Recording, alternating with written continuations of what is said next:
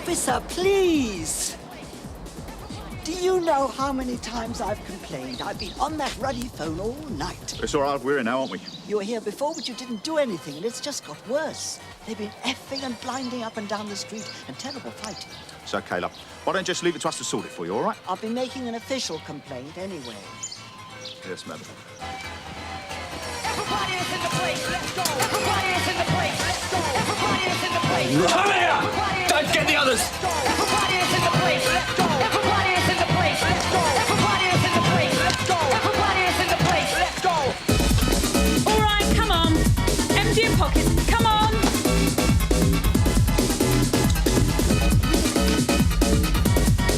Oh, come on. Okay, who's in charge here? Invites only, man.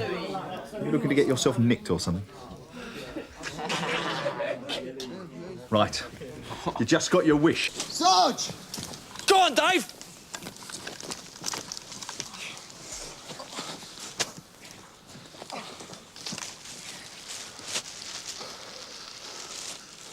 You're nicked. Thanks, Sarge.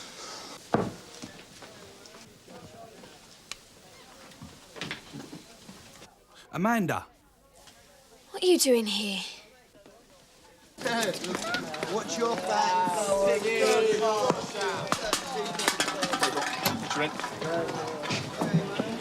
Tony, get rid of that lot, will you? Roach. Hold on your way, please.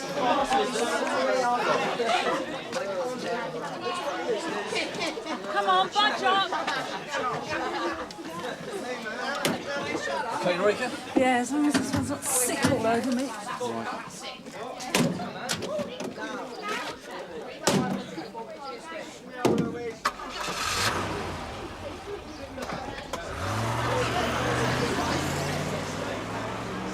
Give it some welly, Tony. I'm dying for a bacon sarnie.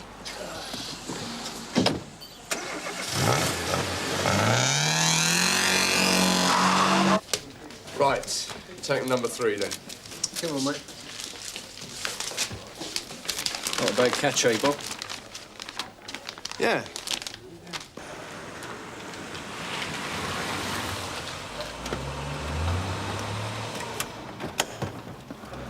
How'd you get? Look, I'll do what I can for you, Amanda, but I'm already out on a limb by bringing you back in the car, yeah? Come on. So that's what kept George at the party. Look at the state of her. What happened to you? Still a runner. I'd have come to your assistance, George, if you'd only asked. Bit behind, aren't you, George? Oh, yes, Sarge. We had to make a stop on the way back. Amanda wanted to be sick. Hope she didn't make a mess of the panda. No, Sarge. So what's the charge this time? I found her with these, Sarge. You get worse, don't you? What are you, 15 now? Where's your father? At work. Have you got a number? Come on, Amanda. There's no way he's not going to know about it, so the sooner the better. It's in the books, app security. I'll call him, Sarge. How did you get in this state? I fell over. Some fool. You hallucinating? Never mind, tell it to the surgeon. What's it got to do with anyone else? Look, in here, you're my responsibility. You're going to have treatment. What's your probation officer going to say to you this time, eh? Hello, could I speak to Simon Jones, please? Look, it wasn't drugs that did this. Do you know who it's going to be? It was him. Yeah, OK, yeah, I'll hold. We're talking indecent assault. Indecent assault? Dad is going to have a word with her, see what the story is. Right. I've sent Garfield off to the canteen. I'll see him later. Yeah. You've dropped yourself right in it this time, George. If you'd have been bothered to check the house before you went swanning off, I wouldn't have been left to bring her in on my own, would I? While you were prattling about in that house, I was busting a gut nicking a drug dealer. I thought you'd gone. Yeah, well, I hadn't, had I?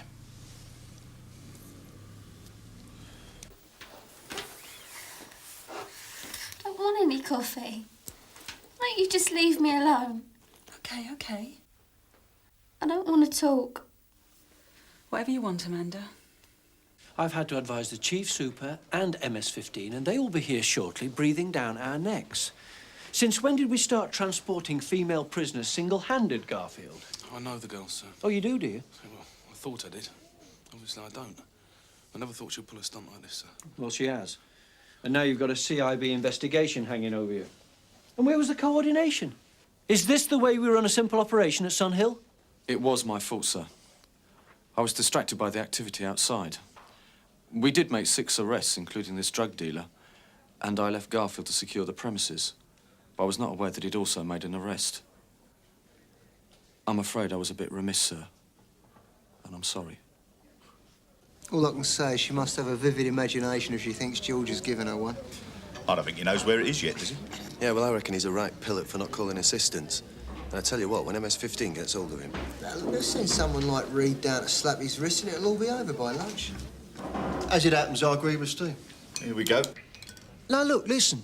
On an allegation of this magnitude, as far as MS-15 are concerned, they have to be seen to be siding with the complainants. But what does it matter? George didn't do it. And he's got, what, 7 years unblemished service? I'm telling you, with MS-15, it's them and us. Yeah, I'll go along with that. They're a breed apart. Like pit bulls. Inspector Monroe seems very strict. Oh, believe me, Paul, Sunhill's a damn good nick. That's not to say we might not run up against the odd difficult character. Morning, Ma. Frank! This is a pleasant surprise. My colleague, DS Paul McCourt, DI Burnside. I've heard mention of you, sir. Yeah, well, I don't believe everything you hear. I tend not to, sir. You know about this allegation against George Garfield, I suppose? I think I heard it on Jackanory. It certainly doesn't sound like the George Garfield I know. Well, even if it is a non-starter, I suppose you've still got to spin through the motions, haven't you? Paul, do you want to go along to the conference room? Frank, I'm here to investigate a serious allegation. I intend to conduct a thorough and rigorous inquiry, and I don't care who's in the frame. I wouldn't expect anything else, Ma. Good. Because if you know anything, a bit of cooperation would be appreciated. Well, nothing springs to mind. But you do know that our Miss Jones has got form for theft. Yes, I checked her PNC record to see if she'd made any previous allegations. What about the surgeon's report? Well, she hasn't been examined yet. She's waiting at the rape suite for her father to turn up. Which no doubt he will, baying for police blood. Complaints all the rage, Frank. It's a cross we have to bear. Not exactly what you joined the job for, though, was it, Mum? Policing the police. It's part of the job, Frank, and as long as I'm asked to do it, I will. Rather you than me. Can I see Amanda now? Of course, Mr. Jones. She's just having a shower. How is she? Well, she's still very upset. Has she been... I want to know. We don't know yet exactly what happened, but perhaps now that you're here, Amanda will find it easier to talk. I have to ask you to surrender all the clothes you're wearing for forensic examination. Is this really necessary? I'll come with you to the locker room. This is what was found on her. This looks like coke, and these are probably ecstasy. Thanks, Bob. Was she acting strangely at all, as if she might have been stoned? Yeah, she seemed all right, a bit tearful. But as soon as she made the allegation, she broke down. Hardly surprising if she'd just been attacked. If she had been. Right, thanks. We better get over to the rape suite. There was just one more thing. I haven't spoken to Sergeant Boyden yet, but perhaps you'll know. Why was PC Garfield bringing Amanda back in the car unescorted? Well, you'll have to ask Sergeant Boyden that, man. Of course, thanks. I do know that PC Garfield knew the girl. Perhaps he was just... Just what? Well, just trying to help out the relief. Save calling them back again. You're right. I'll wait and see what Sergeant Boyden says. Mr. Parker, can you hear me? Do you want a solicitor? Forget it, Dave. We'll interview him later. Yeah, but don't you think we... We all know what can happen if you get over-eager.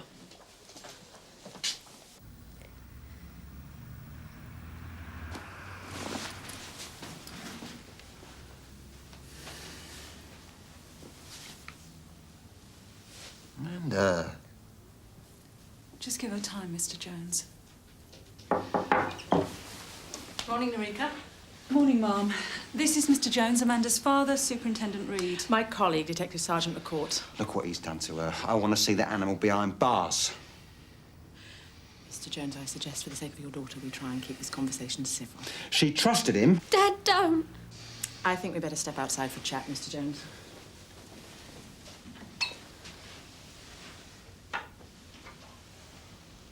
Mr. Jones, whilst I have every sympathy with you, I must say that your attitude is not helping your daughter. Oh, yeah, the police have helped her a lot, haven't they? I've never seen her in such a state, and it's not because of me, is it? I didn't mean it like that. You'll try and put her off, won't you? Say she imagined it or something. We're from a special department of Scotland Yard called MS-15. We're not connected with the officer nor with Sunhill Police Station. Our investigation is impartial. Don't give me that. He's a copper. He's one of your own. I can assure you, Mr. Jones, as a police officer and as a woman, the last thing I'd do is protect a sex attacker. My dad's not usually rude. Do you get on well with him? I'm all he's got. What about your mum? Did you ever see her? No. She went off. It doesn't matter. We just need to ask you some questions, Amanda. Enrique, would you mind? Do you want your dad to sit next to you?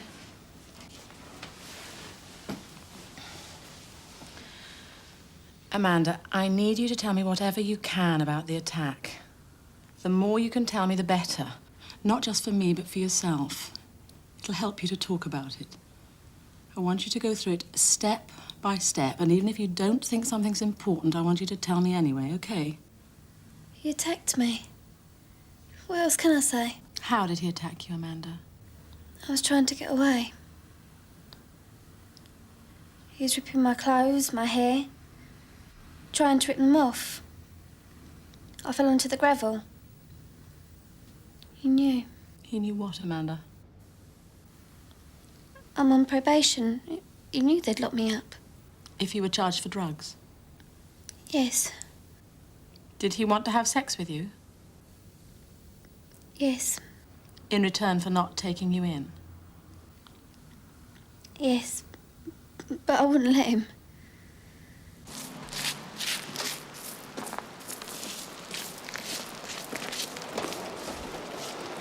Here. What you got? Bit of clothing. Could be part of a dress.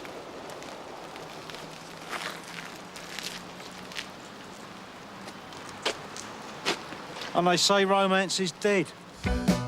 As you're obviously aware, we're investigating this allegation against George Garfield, and there are one or two things you may be able to help us with. Fire away, Mum. Did you know that PC Garfield and Amanda Jones were friends? It's news to me. He didn't mention it when he went to raid the party? No. It's a bit strange, isn't it? Maybe he was embarrassed. Were you aware that PC Garfield was going to bring Amanda back in a panda car? No, Mum. So, you didn't really know what PC Garfield was up to during this raid, despite the fact that you were in charge of it? I didn't tell him anything, George. There's nothing for you to tell, is there? I think they've sussed you've been given her one. Is that what they think? I was just trying to be nice. Well, just because I usually wear a uniform, it doesn't mean I can't be nice sometimes. No, of course not. But I understand. Understand what? How it is. I just came in to see if Garfield wanted a solicitor, Mum. You're aware you're not supposed to be in here, Sergeant. Yes, Mum. And does PC Garfield want a solicitor? Well, I was just... I don't need one. Thank you, Mum. Well, that clears that up. We'll say no more about it, Sergeant. Thank you, Mum. PC Garfield, this interview will be tape recorded. I must caution you that anything you say may be used in evidence. Do you understand the caution? Yes, Mum. You're not under arrest, and you are entitled to free legal advice. Do you understand?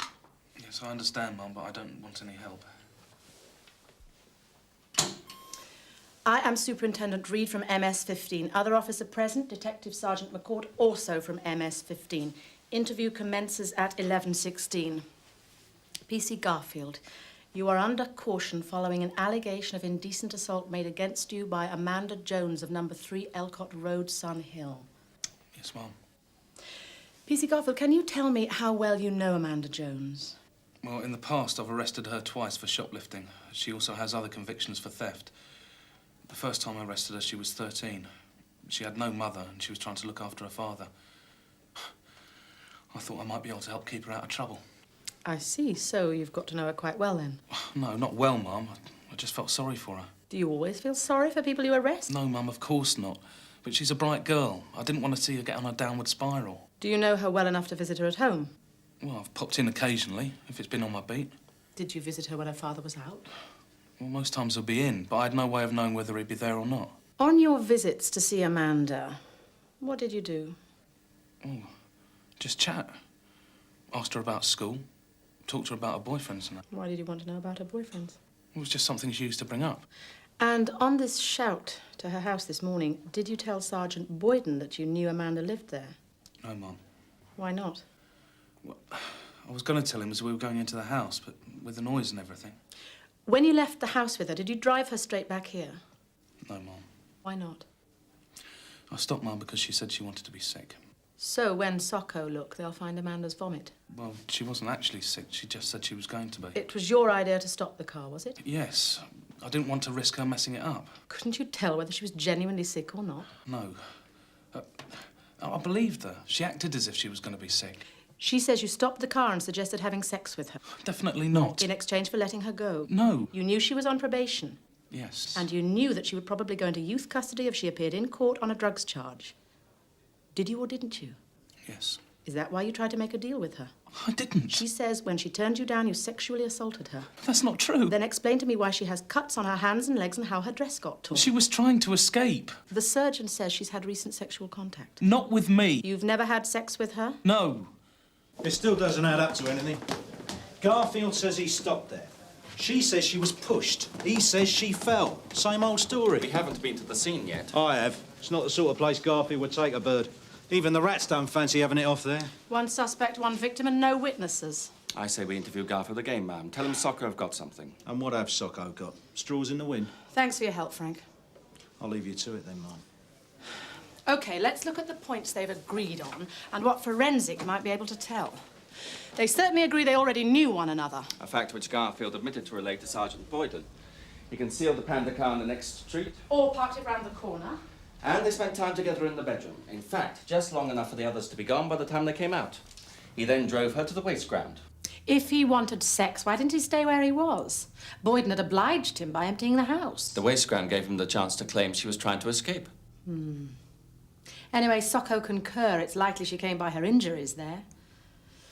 What else? She's definitely had recent sexual contact, but hasn't got a boyfriend. Not necessarily fact. She is on probation and her honesty is questionable. She was arrested for possession of drugs. She hasn't denied it, ma'am. In fact, she's even admitted it. If she was trying to wriggle out of that, why didn't she just say Garfield had planted the drugs on her? Because no one will believe her. No, if she wanted to get off the hook, she'd have to be a bit more ingenious than that. So, what good would making this allegation do her? If you were a magistrate about to sentence a young girl for possessing drugs, what would you think if the whole case were overshadowed by a sexual assault? I think she knew it would invoke a hell of a lot of sympathy. It's a bit of a long shot, though, isn't it, ma'am? What would she get for possession? Could be youth custody, I suppose. I think she's making a desperate bid for freedom. She's got nothing to lose and she knows it.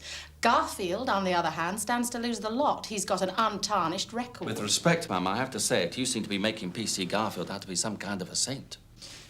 I don't believe from what I know of him that he is a sex attacker. He's fancied her for ages, and tonight he was in with a chance. We know she's had sexual contact. Why would he bring her back here afterwards? Stephen, last night you were at a party at number 3 Elcott Road. Do you remember that? We were all there. That's where we picked you up. Yeah, I was there. Do you remember what you had in your possession when you were arrested? No. And when we caught you, you tried to dispose of some pills and some powder. Those substances are now awaiting laboratory analysis. And I think the lab will confirm them to be 21 pills of ecstasy and 20 grams of cocaine, over £1,000 worth of drugs. You also had £200 of cash on you. Yeah, I remember having some money on me, but I don't know nothing about drugs. Did you go to that party with the intention of selling drugs? No. Were you aware that many of the youngsters at the party were taking drugs? No. Do you know what a Class A drug is, Stephen? Well, let me tell you that I believe what you had on you last night are Class A drugs. Do you know what possession with intent to supply means? I've already checked your police records, Stephen. Supplying drugs is one thing. Supplying them to kids is something else. Look, I swear it, none of the drugs at that party came from me. On my life. I don't deal to kids. I've never done it. I don't need to do it. But look at my record. So what were you doing there, then, eh? Why weren't you at a proper rave? What were you doing hanging around at a kid's party? Eh? I was visiting my girlfriend All right? She lives there.